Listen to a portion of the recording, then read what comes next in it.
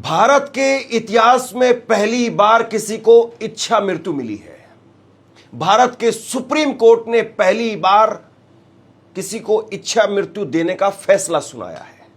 Supreme court के अंदर जज साहब 2 जज थे और वो जज भी जब ये फैसला लिख रहे थे, सुना रहे थे, उस वक्त में भावुक हो गए, तकरीबन रो पड़े। ये कहानी आपको सुननी बहुत जरूरी है। हरीश राणा नाम का वो शख्स, 32 साल का वो शख्स जिसको इच्छा मृत्यु मिली है। अब इस कहानी को आप सुनिए कि कैसे एक परिवार ने अपने बेटे के लिए वो संघर्ष किया, वो हिम्मत दिखाई जो आज के वक्त में बहुत सारे लोग सोच भी नहीं सकते, कल्पना भी नहीं कर सकते हैं। और मुझे लगता है कि इस कहानी को सिलेबस में लिया जाना चाहिए, बच्चों को पढ़ाया जाना चाहिए कि माँ बाप बच्चों के लिए कितना संघर्ष कर जाते हैं। और बहुत सारी मिसालें दी जाती हैं कि बेटा हो तो श्रवण जैसा हो, बेटियां हो तो ऐसी हो, लेकिन कोई माँ बाप की मिसाल अगर दे तो मुझे लगता है कि अगली बार आप ये कह देना कि हरीश राणा के पिता अशोक राणा और उनकी मां निर्मला, अगर माँ बाप हो तो अशोक राणा और निर्मला जैसे हो। मैं सैल्यूट करता हूं इनको। आप इस खबर को पूरा आखिरी तक देखिए, ना केवल आपकी आंखें खुल जाएंगी बल्कि आपके रोंगटे खड़े हो जाएंगे। और बहुत शुरुआत से और बहुत सहज भाषा में इस खबर को मैं आपके सामने रखने जा रहा हूं ताकि आप समझ पाएं कि मौजूदा वक्त में भी कुछ लोग हैं जो वाकई बहुत शानदार हैं, उनके जैसा कोई नहीं है। आज के वक्त में खबरें लगातार निकल करके सामने आती हैं कि फलां जगह पर कोई नवजात बच्चे को पॉलिथीन में लपेट करके फेंक करके चला गया, या नाले के अंदर, कहीं कूड़े के अंदर कोई नवजात बच्चा वो पड़ा हुआ मिला, या खबरें बहुत सारी सामने आती हैं कि बेटे को मार दिया, माँ बाप को मार दिया। इस तरह की दुनिया भर की खबरें सामने आती हैं। लेकिन इस माँ बाप ने अपने बेटे को बचाने के लिए बहुत लंबी लड़ाई लड़ी। हरीश राणा बहुत इंटेलिजेंट एक छात्र था। परिवार ने भी पूरी ताकत दी, परिवार ने भी पूरा साथ दिया और परिवार ने इसको पढ़ाने के लिए चंडीगढ़ भेजा। चंडीगढ़ यूनिवर्सिटी से इंजीनियरिंग की पढ़ाई कर रहा था। गाजियाबाद का रहने वाला परिवार है। Ashok Rana middle class family से आते हैं और कैटरिंग का काम करते हैं। अशोक राणा वो किसी तरीके से अपने परिवार को आगे बढ़ा रहे थे। हरीश राणा वो इंजीनियरिंग की पढ़ाई कर रहा था और अचानक से एक दिन आता है, एक ऐसा दिन आता है जिसके बाद में पूरी तस्वीर पलट गई। 20 अगस्त 2013 का वो दिन, रक्षाबंधन का दिन। और रक्षाबंधन के दिन हरीश राणा जो कि चंडीगढ़ यूनिवर्सिटी के पास में एक पीजी में रहता था, वहां पर बालकोनी से, पीजी की बालकोनी से 4थी मंजिल से नीचे गिर गया। हेड इंजरी हुई। किसी तरीके से वहां से फटाफट चंडीगढ़ पीजीआई में या दूसरे अस्पतालों में बताया जा रहा है कि इसको लेकर के जाया गया। और जब वहां पर लेकर के गए तो डॉक्टरों ने इलाज शुरू किया और डॉक्टरों ने बताया कि ब्रेन इंजरी हुई है और ब्रेन इंजरी की वजह से ये कोमा में चले गए। पूरे परिवार की जिंदगी बदल गई। हरीश जो कि कैटरिंग का काम करते थे, उन्होंने अपनी नौकरी छोड़ दी और नौकरी छोड़ करके बेटे की देखभाल के लिए अपने आप को समर्पित कर दिया। 2013 20 अगस्त को यह हादसा होता है। 2014 तक, तकरीबन 1 साल तक परिवार ने चंडीगढ़ के अंदर ही लड़ाई लड़ी। वहीं पर डॉक्टरी देखभाल जो भी था सब कुछ वहीं पर करते रहे। गाजियाबाद से और चंडीगढ़ तक का सफर, तकरीबन 300 किलोमीटर का सफर, 5-6 घंटे का सफर। और इतना जो डिस्टेंस है, कई देशों के बीच में इतना डिस्टेंस होता है, लेकिन इतना डिस्टेंस कवर करके वहां पर जाना, देखभाल करना, बच्चे के साथ में रहना बड़ा मुश्किल काम था। और आर्थिक तौर पर परिवार इतना ताकतवर नहीं था, इतना सक्षम नहीं था। यहां तक कि अपना दिल्ली के अंदर एक घर था, वो घर भी बेच दिया बेटे के लिए। और बड़ी बात यह है कि अशोक राणा और उन निर्मला, इनकी कोई इकलौती संतान नहीं थे हरीश। 2 बेटे बेटियां और थे। कुल 2 बेटे और 1 बेटी, 3 संतानें थी। लेकिन उसके बावजूद उन्होंने लड़ाई लड़ी। फिर उसके बाद में ये अपने बच्चे को गाजियाबाद ले आते हैं, दिल्ली ले आते हैं और यहां पर फिर इलाज शुरू हो गया। लगातार इलाज चलता रहा और किसी तरीके से जो है वो इलाज में कोई सुधार नहीं दिखाई दे रहा था। डॉक्टरों ने लगातार जवाब देना शुरू कर दिया था, लेकिन फिर भी परिवार एक लंबी लड़ाई जो है वो लड़ता रहा।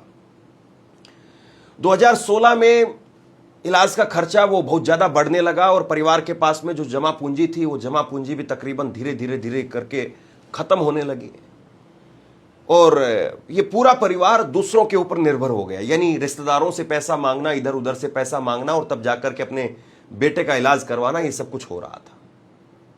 तब भी ये सब कुछ चलता रहा। 2017 में डॉक्टरों ने पूरी तरह से हाथ खड़े कर दिए, यानी 4 साल बाद में डॉक्टरों ने पूरी तरह से हाथ खड़े कर दिए कि अब ये लड़का नहीं बच पाएगा, लेकिन फिर भी परिवार लगा रहा। 2018 के अंदर सुप्रीम कोर्ट ने एक फैसला देते हुए कहा था कि इच्छा मृत्यु विशेष स्थितियों के अंदर जो दी जा सकती है। दी नहीं थी, लेकिन 2018 में सुप्रीम कोर्ट ने कहा था कि दी जा सकती है। अब ये परिवार जो है वो लगातार लड़ाई लड़ रहा था अपने बेटे को लेकर के। अलग अलग अस्पतालों में जाकर के रिपोर्ट्स दिखाना, डॉक्टरों से मिलना, अपॉइंटमेंट लेना, उनकी फीस देना, बेटे को लेकर के जाना, बहुत खर्चीला था एक तरीके से। लेकिन फिर भी परिवार ने किसी तरीके से हिम्मत नहीं हारी और 2019-20 में जब कोरोना आ गया तब इनकी स्थिति और ज्यादा खराब हो गई। कोरोना के वक्त में ना तो नौकरी थी, ना कोई काम धंधा था, ना पैसे थे, लेकिन जो इलाज में जो खर्च हो रहा था, क्योंकि बेटे को लगातार वेंटिलेटर पर रखना था, वेंटिलेटर पर बेटे को रखे हुए थे इतने सालों से और ट्यूब के जरिए ही खाना, मिनरल्स वगैरह जो भी था वो ट्यूब के जरिए जाता था। कोई किसी प्रकार की बेटे के अंदर हलचल नहीं थी, लेकिन फिर भी लगातार उस बेटे को देखते रहते थे, फिर भी इस उम्मीद में कि एक दिन बेटा रिकवर करेगा और धीरे धीरे जो है वो रिकवरी स्टार्ट होगी और उसके बाद में चीजें सामान्य हो जाएंगी, लेकिन कुछ नहीं हो पा रहा था। 2021 में पहली बार 8 साल की लंबी डॉक्टरी लड़ाई के बाद में जब परिवार को यह हो गया कि शायद ये बेटा नहीं बच पाएगा, 8 साल के बाद पहली बार डॉक्टरों ने सलाह ली कि क्या वाकई इच्छा मृत्यु जो है वो मांगी जा सकती है। अब इच्छा मृत्यु होती क्या है, मैं आपको वो बता देता हूं। इच्छा मृत्यु का मतलब यह है कि परिवार ने कोर्ट में जाकर के कहा कि हमें इस बेटे को, इसका जो इलाज है जो हो रहा है वो स्टेप बाय स्टेप हटाने की जो है वो अनुमति दी जाए, ताकि ये बेटा जो है वो अपना जीवन पूरा कर सके। मैं बहुत सिंपल भाषा में आपको बताता हूं। बहुत सारी वीडियोस आपने देखी होंगी, सोशल मीडिया पर खूब वायरल होती हैं।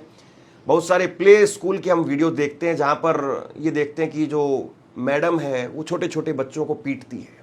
ऐसी बहुत सारी वीडियोस आती हैं और पीट करके कुछ खिला पिला करके नशा करके, बहुत सारे बेबी केयर सेंटर है वहां पर ऐसी वीडियोस वायरल होती हैं कि उनको कुछ खिला पिला करके वो पूरा दिन सुला करके रखते हैं ताकि वो परेशान ना करें।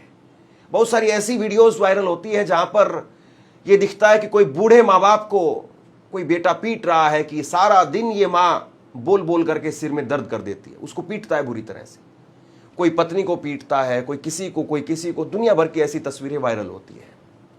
ये परिवार भी चाहता तो बड़ी आसानी से उसकी दवाई वो धीरे धीरे कम कर सकता था घर पर ही। ये परिवार चाहता तो उसका लाइफ सेविंग सिस्टम जो लगा हुआ था, जो डॉक्टरों ने लगा करके दिया हुआ था वेंटिलेटर पर ये जो बेटा था, उसको बंद कर सकते थे। कह देते कि अचानक से पता नहीं चला, ये नहीं हुआ, वो नहीं हुआ और बेटा मर जाता। लेकिन ये अपने बेटे के साथ में कितनी ईमानदारी के साथ में लड़ाई लड़ रहे थे, इस बात को, इस गहराई को सिर्फ नापिए और देखिए और महसूस करिए। कितनी मुश्किल बात है, कोई इतना ईमानदार नहीं हो सकता। इसीलिए मैंने कहा कि मेरा इनको सैल्यूट है। इन्होंने 8 साल तक लंबी लड़ाई लड़ी, डॉक्टरी लड़ाई लड़ी कि किसी तरीके से बेटा बच जाए। और जब डॉक्टरों ने कह दिया कि भाई नहीं बच पाएगा, पहले भी कह चुके थे डॉक्टर, लेकिन 8 साल के बाद में इन्होंने आखिरकार माना कि ठीक है नहीं बच पाएगा। लेकिन फिर इसके बाद में इन्होंने 5 साल तक अदालतों के चक्कर काटे। पहले हाईकोर्ट में गए इच्छा मृत्यु के लिए कि किसी तरीके से हाईकोर्ट हमें इच्छा मृत्यु के लिए जो है वो निर्देश दे दे और उसके बाद में हम डॉक्टरों को कह दें कि हां इसको डिग्निटी के साथ में इसको मौत मिल जाए, यानी इच्छा सम्मानजनक जो है इसको मौत मिल जाए। जिसको कहते हैं right to die with dignity, यानी सम्मान के साथ में मृत्यु। इस बात के लिए इन्होंने 5 साल तक लड़ाई लड़ी, वरना ये चाहते तो बड़ी आसानी से उसको मार सकते थे, लेकिन ये मारने के लिए तैयार नहीं थे। कितनी शिद्दत से जो है इन्होंने अपने बेटे को बचाने के लिए काम किया, मैं रो पड़ा वाकई।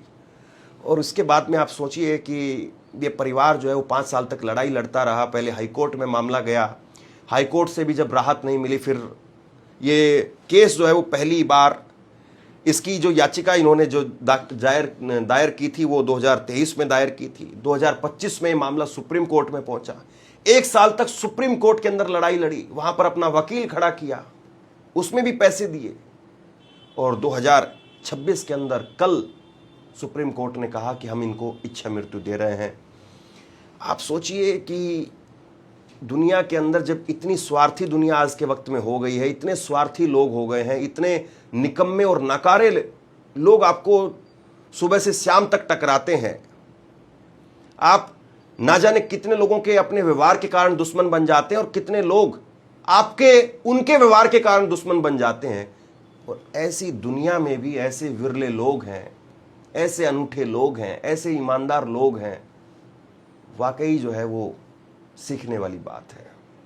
संघर्ष, अपनापन, निस्वार्थ भाव से सेवा, वरना वो चाहते तो कोई ऐसी नहीं थी कि उनके पास में कोई ऐसी मजबूरी थी कि उनका कोई वंश नहीं चलेगा। बहुत सारे लोगों के अंदर की मेंटलिटी होती है कि मेरा बेटा है, इकलौता बेटा है, अगर इसे कुछ हो गया तो मेरा वंश नहीं चलेगा, ये नहीं होगा, वो नहीं होगा। ऐसा नहीं था।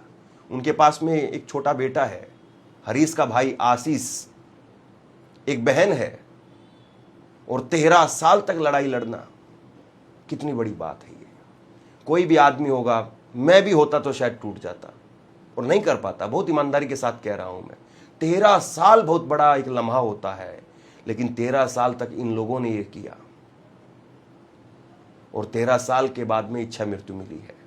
और अब इस पर जो एक लंबी बहस शुरू हो रही है कि क्या वाकई ऐसे लोग, और इनके पिता ने यही बात कही है कि मैं इसीलिए इस लंबी लड़ाई को लड़ करके यहां तक आया हूं, ताकि ऐसे और बहुत सारे परिवार होंगे, उनको भी इसी तरीके से इच्छा मृत्यु की जरूरत होगी, उनको भी इच्छा मृत्यु मिलनी चाहिए। इसीलिए मैं एक लंबी लड़ाई लड़ करके यहां तक आया हूं और मैं चाहता हूं कि अदालत उन सबको भी कंसिडर करे।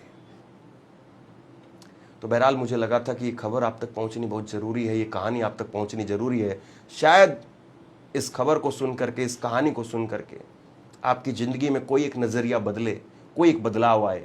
केवल इस खबर को एक खबर के जरिए से नहीं, एक खबर के एंगल से नहीं, बल्कि इसको एक मोटिवेशनल स्टोरी के तौर पर, बल्कि इसको एक आई ओपनर, आंख खोल देने वाली स्टोरी के तौर पर जरूर देखिए, तब आपको इसमें बहुत कुछ दिखाई देगा।